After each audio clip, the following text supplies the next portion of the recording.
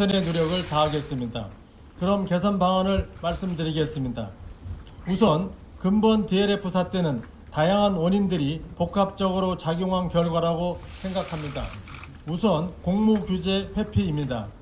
유사한 펀드를 1호, 2호, 3호 하는 방식으로 쪼개어 판매하여 공모펀드에 적용되는 투자자 보호장치를 회피한 것입니다. 만약 공모펀드로 상품 설계를 하였다면 손실이 난 DLS 상품에 전액을 투자하는 근본 DLF 같은 상품은 출연하기 어려웠을 것입니다. 또한 투자자가 이해하기 어려운 고위험 상품이 원금 보장에 대한 신뢰가 높은 은행에서 판매되면서 투자자 보호 장치가 제대로 작동하지 못했습니다. 사모펀드 일반 투자가가 대출을 받아 투자하거나 녹취, 숙려제도 적용 범위 등에서 투자자 보호의 취약점이 나타났습니다. 아울러 설계, 제조, 판매 전 과정에서 금융회사들의 내부 통제도 미흡하였습니다. 이러한 문제점들에 대한 대응책을 이번 제도 개선 방안에 담았습니다.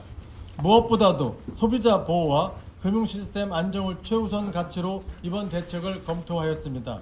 그 과정에서 행정 편의적인 규제 양산으로 모험 자본의 순기능이 훼손되지 않도록 균형 잡힌 제도 설계를 위해 노력하였습니다. 이러한 원칙에 따라 대책의 큰 틀은 투자자 보호 장치를 대폭 강화하고 금융회사의 책임성을 제고하는 데 방점을 두고 있습니다. 또한 대책 발표 이후 법령 개정 전까지의 투자자 보호 공백을 메우기 위해 적극적인 감독 행정 계획도 함께 마련하였습니다. 그러면 지금부터 고위험 금융상품 투자자 보호 강화를 위한 종합 개선 방안의 세부 내용을 말씀드리겠습니다.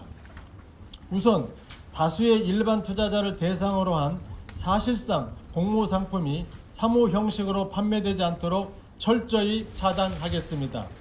앞으로 기초자산, 손익구조가 유사할 경우 원칙적으로 공모로 판단하도록 하겠습니다. 3호는 3호답게 판매가 되고 공모는 공모답게 판매가 될 수 있도록 하겠습니다.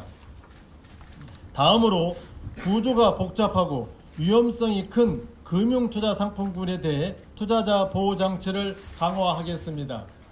파생상품 포함 등으로 투자자의 이해가 어렵고 최대 원금 손실 가능성이 일정 수준 이상인 상품에 대해 고난도 금융투자 상품 개념을 도입하여 규율하겠습니다.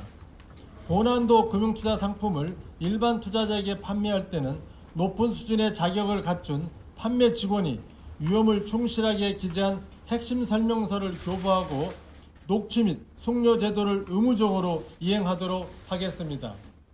아울러 은행에서는 고난도 사모펀드 및 신탁의 판매를 제한하겠습니다.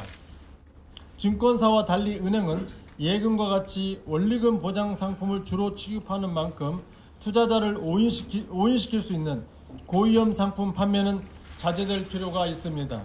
다만 저금리 환경에서 다양한 금융투자 상품에 대한 금융소비자의 선택권, 접근성을 지나치게 제한하지 않도록 고난도 상품이라도 공모펀드에 대한 은행의 판매는 지속 허용하되 설명 의무 등 투자자 보호를 강화하겠습니다.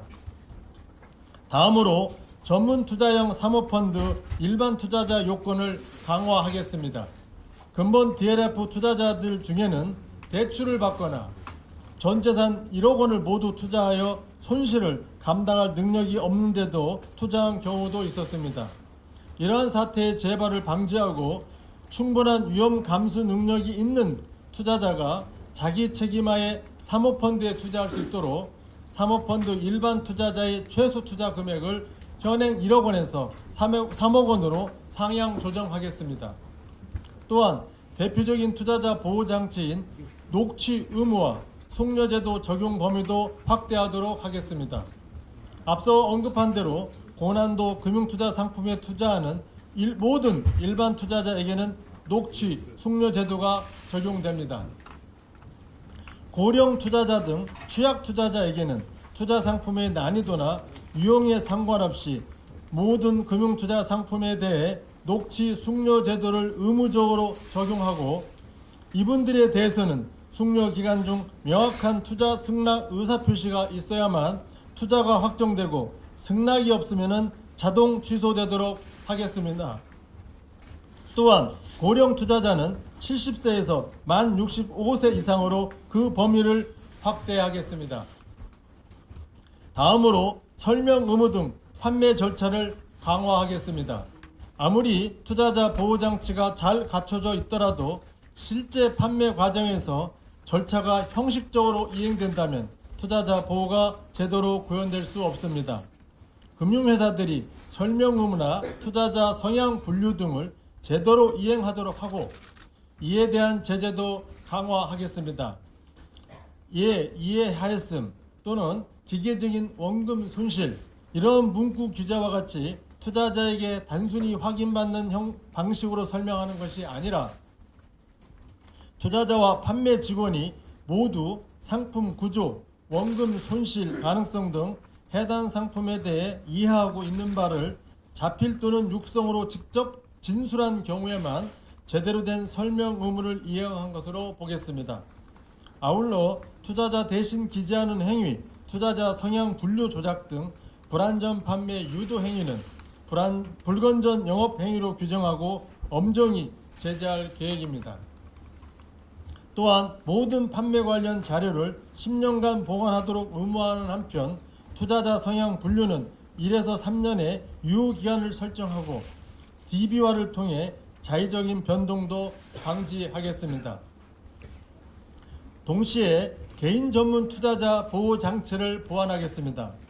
이번 DLF 사태와는 관련이 없습니다마는 11월 21일부터 도입되는 새로운 개인 전문 투자자 기준은 투자자 보호 강화 방안과 함께 시행하도록 하겠습니다.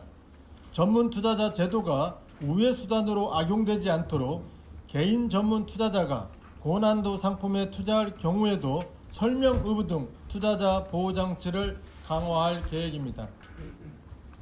다음으로 금융회사의 책임성 확보 및 감독 강화입니다. 먼저 금융회사 경영진 책임 명확화 및 내부 통제 규율을 강화하겠습니다. 근본 DLF 사태를 계기로 투자자에게는 대규모 손실 위험을 전가시키면서 금융회사들은 스스로 수익만 얻는 행태에 대해 많은 문제제기가 있었습니다. 금융회사가 소비자 보호 측면을 감안하여 책임 있는 의사결정을 하도록 내부 통제 기준을 마련하고 책임 소재도 분명히 하겠습니다.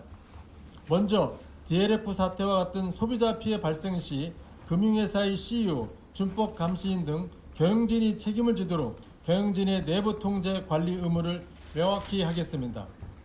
다음으로 고난도 금융투자상품 영업행위 준칙을 도입하겠습니다.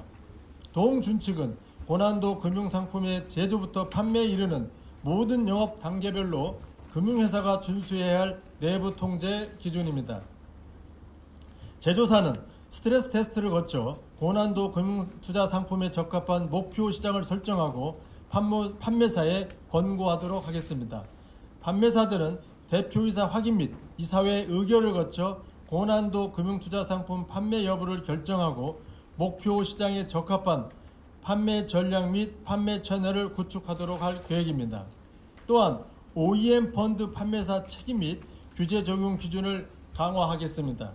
근본 DLF는 상품 설계 과정에서도 판매사인 은행이 적극적인 역할을 한 것으로 보입니다.